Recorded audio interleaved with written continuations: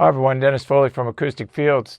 Title of this video is The Door Really Open, meaning when you have your critical listening room, theater, 2-channel, mixed room, whatever it is, do you really enjoy working in it?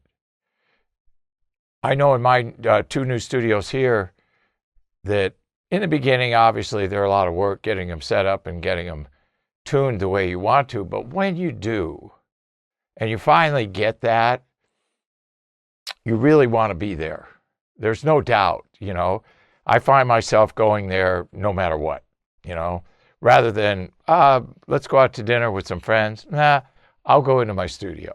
That's going to be more important for me to do. So, do you really want to work in it? Is the door really open for you? And that's the key. Or, are there issues that you're experiencing?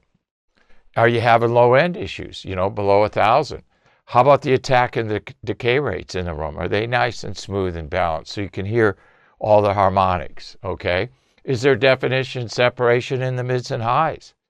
Do you have that kind of resolution? Or do you want more? Are you listening to your favorite music over and over again and not hearing things that you know are in there, okay? Is speech intelligibility proper for theater? Is the dialogue on the screen, the video on the screen, and the dialogue coming out of the speakers, is it all coordinated? Does it sound natural? Are the time signatures of the rear channels managed correctly so that you're getting the full impact of that discrete data that's in these new channels, okay? That's all discrete. Before, in the infancy of this technology, it was all matrix. They pull a little bit here, a little bit there, and throw it into the rears and the side. But now it's all discrete, so the engineer has a full channel in that location of the room to put information. And obviously the talent of the mix engineer will become critical at that stage. Soundstage, you close your eyes, everything gone. That's what it's, when you close your eyes, it goes black. Everything should kind of go black too. And you should just hear the music, all right? Does your room disappear? Is your room good enough? That's the whole thing. Does it feel good to you? Or are there certain things that you need to correct? And music is too important to wait on these things. You really want to focus on these issues and address them right away. Don't regret, make a paradigm change. When you change the way you look at things, the things you look at change. Elevate the importance of this musical environment in your life.